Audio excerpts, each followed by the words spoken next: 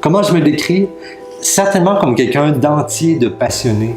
Aussi loin que je me souvienne, l'une de mes plus grandes passions, c'est la passion du cœur humain. J'aime énormément écouter le cœur humain dans sa globalité. J'aime énormément contribuer à son évolution et à son bien-être. Et j'aime aussi énormément transmettre, que ce soit à travers des conférences, des ateliers, des formations.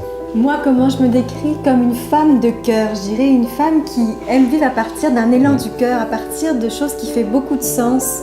J'aime aussi beaucoup écouter autant le cœur que le corps, parce que je suis massothérapeute et pour moi c'est important d'écouter les deux.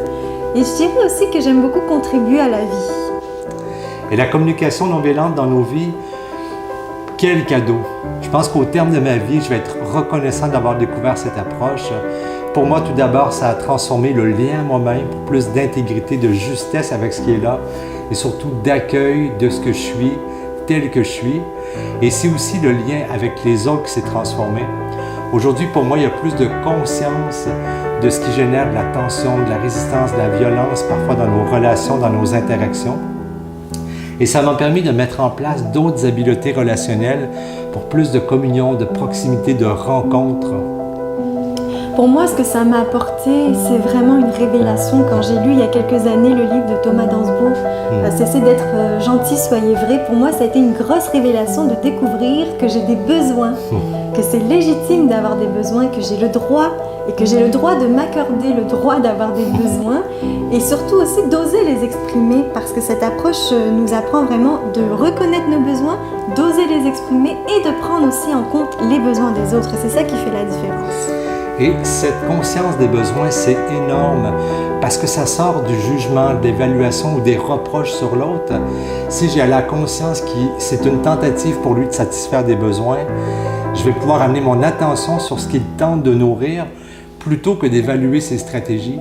Et ainsi, on se rejoint dans notre humanité commune. Et là, il n'y a pas de séparation, de division, parce qu'on se rejoint là où on se ressemble, dans nos aspirations profondes. Puis moi, en fait, j'assiste aussi Patrick dans nos groupes communs. Je m'apprivoise dans cette transmission qui fait pour moi aussi de plus en plus de sens. On agit aussi comme formateur en communication, que ce soit dans les entreprises, dans les écoles, les associations, dans différents milieux où on demande des formations parfois sur mesure. Et pour nous, on a vraiment à cœur de transmettre ce qu'on a reçu de cette approche qui a réellement le pouvoir d'impacter la vie des gens. Et dans tous les milieux où on œuvre, il y a vraiment un avant et un après, parce que les gens reçoivent un outil vraiment pratique, concret, efficace, qui transforme la relation à nous-mêmes et la relation aux autres. Et pour découvrir ces ateliers, c'est tout facile. Il suffit d'aller sur notre site internet www.pl-communicationconsciente.com dans l'onglet calendrier.